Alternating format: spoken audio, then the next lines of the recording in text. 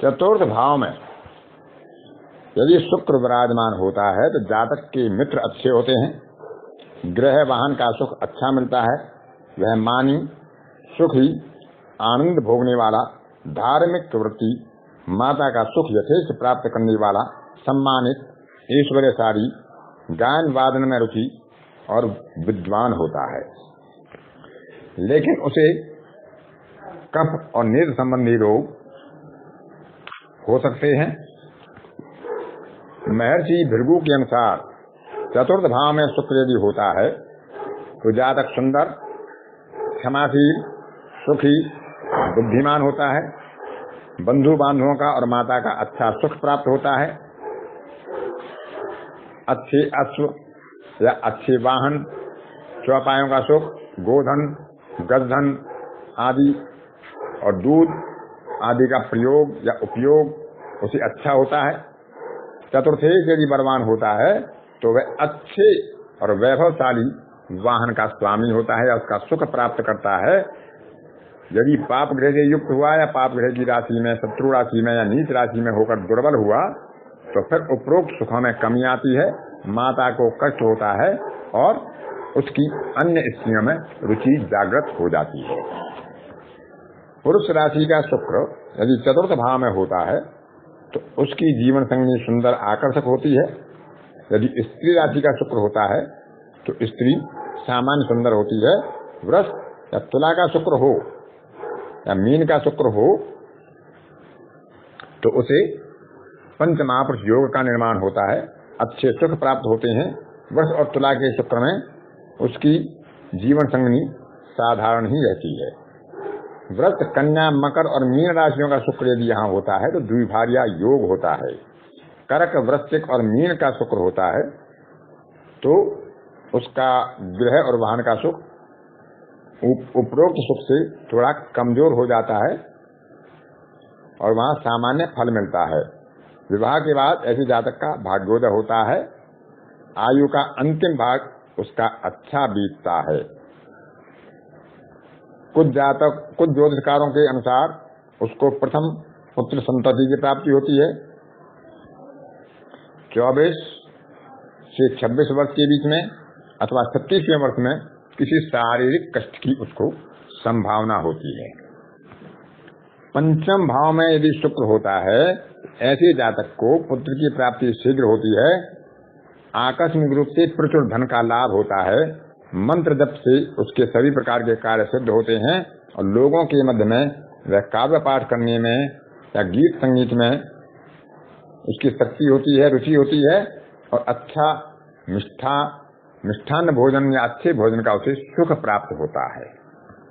वह पुत्र से, वाहन से, धन धान्य से सुखी और राजा से आदर प्राप्त करने वाला होता है, समृद्धिवान और सदैव उन्नति प्राप्त करने वाला होता है।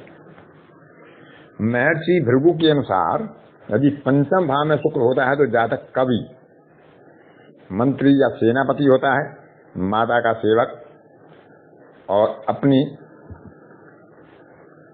दादी की सुख से भी युक्त होता है। उसके दर्शन करने वाला, उसको सुख देने वाला होता है। वह प्रौढ़ बुद्धि होता है, उसकी बुद्धि बड़ी तीक्ष्ण होती है।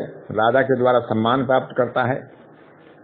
स्त्री और पुत्र का सौभाग्य प्राप्त होता है। स्त्री भी सुंदर और सदैव प्रसन्न रहने वाली, व्यवहार चतुर, न्यायप्रिय और न्यायपरायण होती है।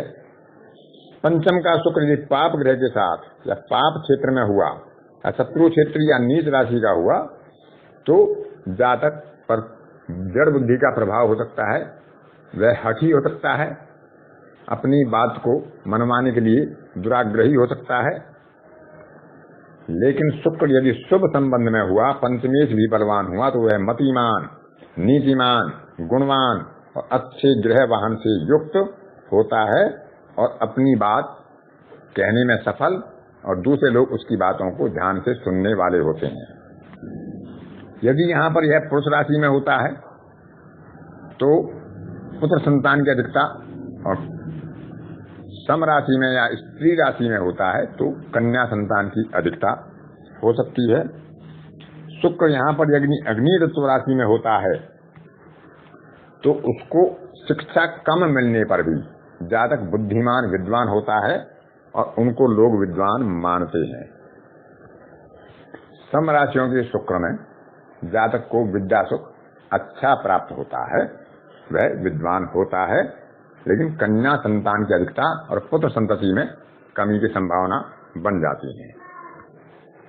पंचम भाव का शुक्र द्विभार्या योग भी बना सकता है यदि सप्तमेश द्विस्वभाव राशि में बैठा हुआ हो या सप्तम भाव में द्विस्वभाव राशि हो। छठवें भाव में यदि शुक्र होता है तो तीसरे, छठे, आठवें भाव में शुक्र का बैठना अच्छा नहीं माना गया है। तो उसके शत्रु उस पर हावी होते हैं, उसके शत्रुओं की कभी हानि नहीं होती, उसके धन की निरंतर व्यय होता रहता है, जिससे उसे धन संचय में बाधा आती है। वह जो भी प्रयास से अपने कार्य करता है वह सफल नहीं हो पाते, और यदि होते भी हैं तो वो स्थायी नहीं रह पाते। छठे का शुक्र निष्फल माना जाता है, उसके फल अच्छे नहीं माने गए हैं। विद्या प्राप्ति और बुद्धि में भी बाधा आती है, शत्रुओं के कारण उसे भय बना रहता है, स्त्रियों का द्वेषी हो सकता है और उसमें साहस की कमी या डर की अधिकता होती है।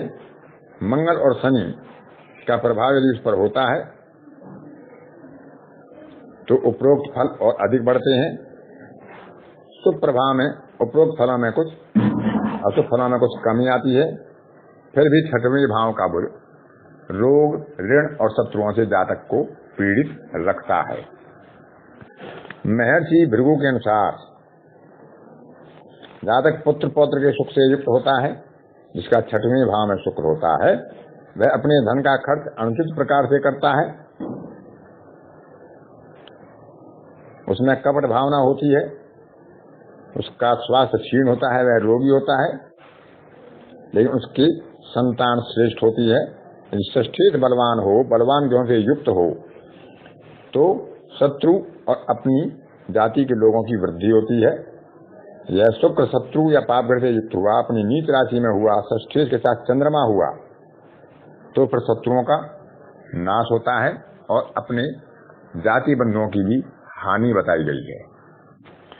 पुरुष राशि का शुक्र छठवें भाव में होता है तो स्त्री सुंदर परंतु बोलने में कुछ कर्कश होती है। स्त्री राशि का शुक्र होता है तो पत्नी कोमलांगी, संतान अल्प मात्रा में होती है और अपने धन से यदि कोई व्यवसाय करता है तो उसमें सफलता प्राप्त नहीं होती है। यदि कोई धंधा बिना पूंजी का होता है, जिसमें कोई विशेष निवेश नहीं करना होता है, तो उसमें उसको लाभ होता है, निवेश करने पर उसको हानि होती है।